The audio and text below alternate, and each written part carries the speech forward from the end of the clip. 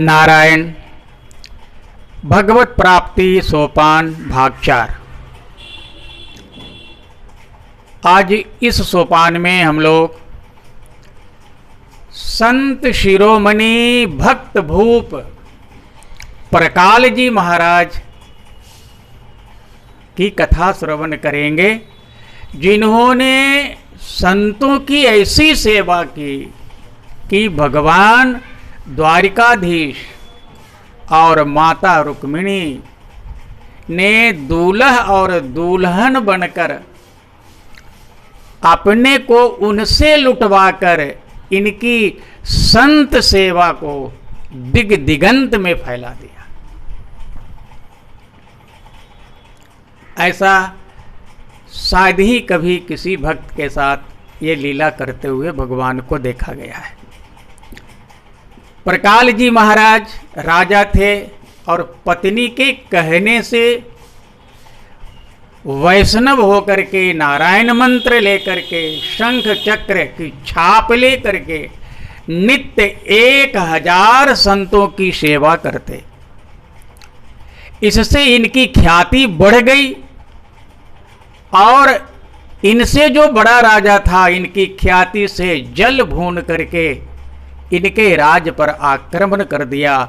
तब भगवान श्री राम ने स्वयं भक्त की रक्षा की और युद्ध में उस राजा को पराजित कर दिया। भगवान की ऐसी कृपा विचार करके परकाल जी महाराज को संसार से विरक्ति हो गई और सब धन संपत्ति ब्राह्मणों को बांट दिया और पत्नी को लेकर वन में चले गए। लेकिन संतों ने वहां भी उनका पीछा नहीं छोड़ा। अब वहां संत सेवा कैसे करते, तब आपने चोरी करना शुरू किया, फिर राह चलते लोगों को लूटना शुरू किया, लेकिन इस बात का ध्यान रखते कि कोई भगवान से विमुख जीव का ही धन लूटा जाए। इसी बीच संतों की एक बड़ी मंडली वन में आ गई। पति पत्नी दोनों चिंतित हो गए, दोनों भगवान का स्मरण करने लगे और ये शब्द द्वारिका तक पहुंच गई।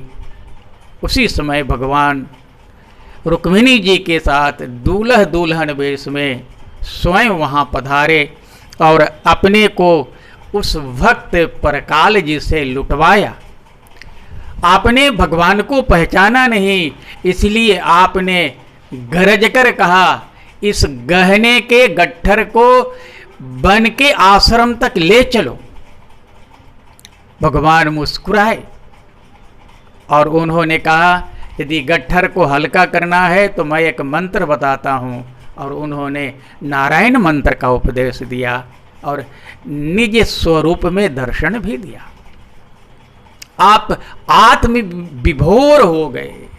भक्ति का वरदान देकर के आप अंतर्ध्यान हुए।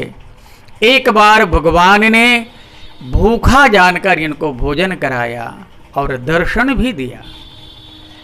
भगवान के धन से उन्हीं का भव्य मंदिर बनवाया और जब तक पृथ्वी पर रहे भगवान के श्री विग्रह की सेवा पूजा करते रहे और अंत में उन्हीं विग्रह में लीन हो गए। हे भक्तराज, आपके चरण कमलों में 100 बार नमन है। नारायण नारायण नारायण। धन्यवाद। Thank you.